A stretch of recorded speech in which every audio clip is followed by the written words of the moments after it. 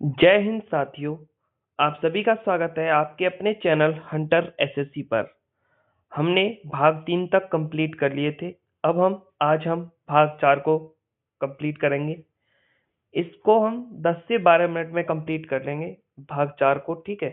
तो वीडियो को एंड तक देखना, प्लेलिस्ट को फॉलो कीजिए इसको और चैनल को सब्सक्राइब कर लीजिएगा। तो चलिए हम वीडियो शुरू करते हैं और जानते हैं भाग 4 अनुच्छेद 36 से 51 तक, ठीक है। नीति निर्देशक तत्वों का उल्लेख संविधान के भाग 4 में अनुच्छेद 36 से 51 तक किया गया है। इन्हें हमने आयरलैंड के संविधान से लिया। नीति निर्देशक तत्व भाग 4 अनुच्छेद 36 से 51 तक इसमें उल्लेख है और हमने इसको जो नीति निर्देशक तत्व हैं इनको हमने आयरलैंड के संविधान से लिया है, ठीक है। इन्हें लागू करना राज्य की इच्छा पर निर्भर करता है। इन्हें न्यायालय द्वारा लागू नहीं किया जा सकता, अर्थात इन्हें वैधानिक शक्ति प्राप्त नहीं है। राज्य के नीति निर्देशक जो तत्व हैं उनकी जो उत्पत्ति है उसकी कराची प्रस्ताव में खोजी जा सकती है। नीति निर्देशक तत्वों की प्रकृति अनुच्छेद 37 में उल्लिखित है। इसके निम्न पक्षों के बारे में हम जान लेते हैं। नीति निर्देशक तत्वों के उपबंध न्यायालय द्वारा नहीं कराए जा सकते। दूसरा है इसमें ही इसके सिद्धांत देश के संचालन में मूलभूत हैं। तीसरा है राज्य का यह कर्तव्य है कि वे इन सिद्धांतों का कानून बनाकर लागू करे, ठीक है। अब हम जानते हैं अनुच्छेद 38 के बारे में। अनुच्छेद 38 क्या कहता है?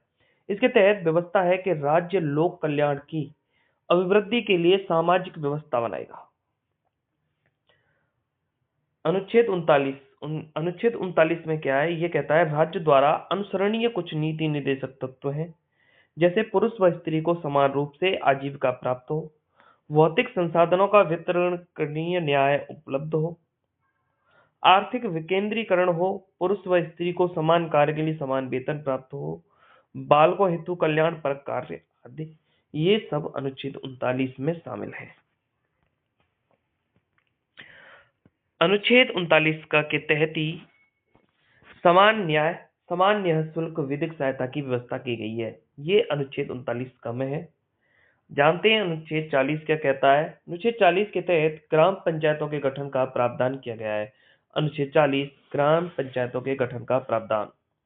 भारतीय संविधान के अनुच्छेद 40 में कहा है कि राज्य ग्राम पंचायतों को संगठित करने के लिए कदम उठाएगा और उन्हें ऐसी शक्तियां और अधिकार प्रदान करेगा जो उन्हें स्वशासन की इकाइयों के रूप में कार्य करने में सक्षम बनाने के लिए आवश्यक हो। अनुच्छेद 41 के तहत कुछ दशाओं में काम, शिक्षा और लोक सहायता के अधिकार का प्रावधान है। अनुच्छेद 41 क्या कहता है कि कुछ दशाओं में काम हो, शिक्षा हो और लोक सहायता के अधिकार का इसमें प्रावधान दिया गया है। इसमें जैसे मैं आपको बता दूं, जो महात्मा गांधी राष्ट्रीय ग्रामीण रोजगार गारंटी अधिनियम आया 2005 में, कार्य के अधिकार के रूप में जाना जाता है, क्योंकि यह भारत सरकार द्वारा उन लोगों को एक वर्ष में 100 दिनों की रोजगार गारंटी देता है जिन्हें कार्य की जरूरत है और जो कार्य करने में सक्षम है। फिलहाल अब इसको बदल दिया गया, नाम भी बदल दिया गया है। तो आप कमेंट करके बताएंगे कि अब महात्मा गांधी राष्ट्रीय ग्रामीण रोजगार गारंटी का जो नाम है क्या है, ठीक है, जिसे हम मनरेगा के नाम से जानते थे, अब उसका क्या नया नाम रखा गया है, ठीक है।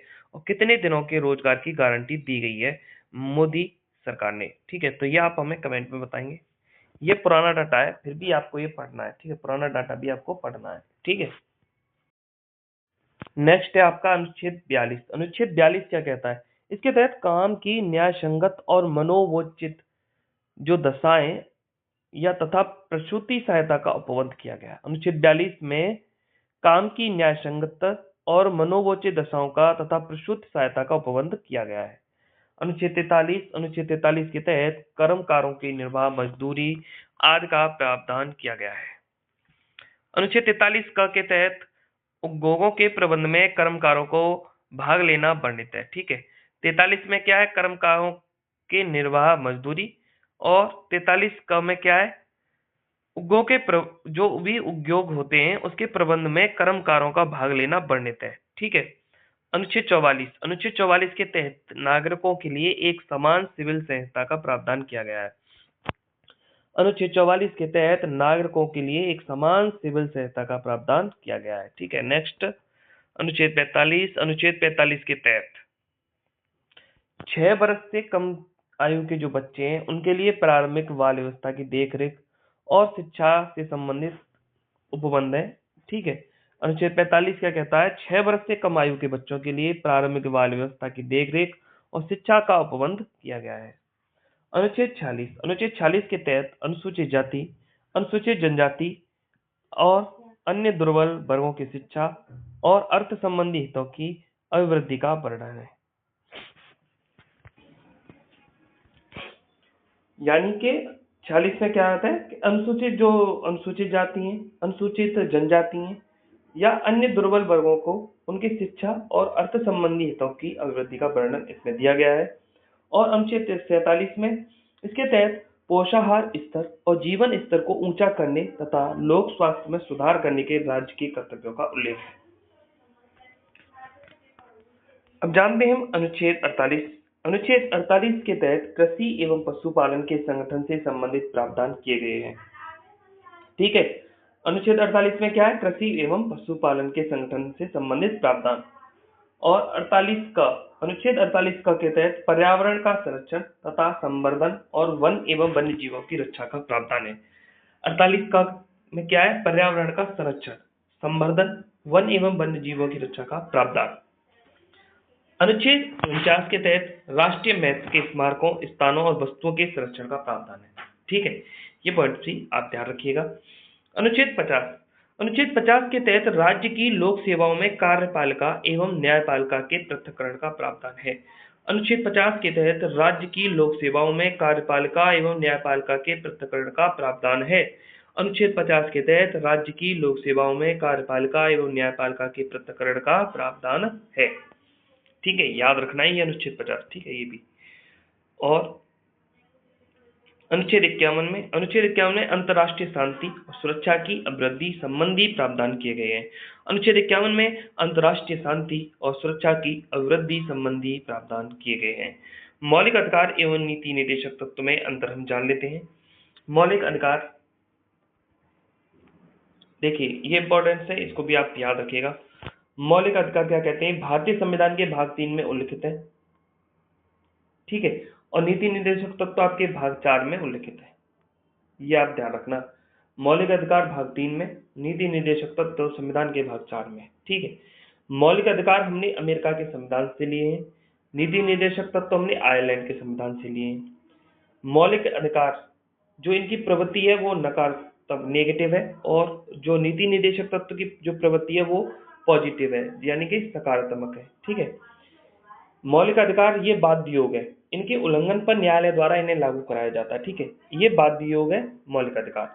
नीति निर्देशक तत्व ये बाध्य योग नहीं है। ठीक है, ये गैर बाध्य योग है, इन्हें न्यायालय द्वारा लागू नहीं कराया जा सकता, ये भी ध्यान रखना। मौलिक अधिकार कानूनी रूप से मान्य है, मौलिक अधिकार कानूनी रूप से मान्य और नीति निर्देशक तत्व नैतिक एवं राजनीतिक मान्यता से। ठीक है, वही लागू करने के लिए विधान की मौलिक अधिकार को लागू करने के लिए विधान की आवश्यकता नहीं होती, और जो नीति निर्देशक तत्व है इन्हें लागू करने के लिए विधान बनाने की आवश्यकता होती है।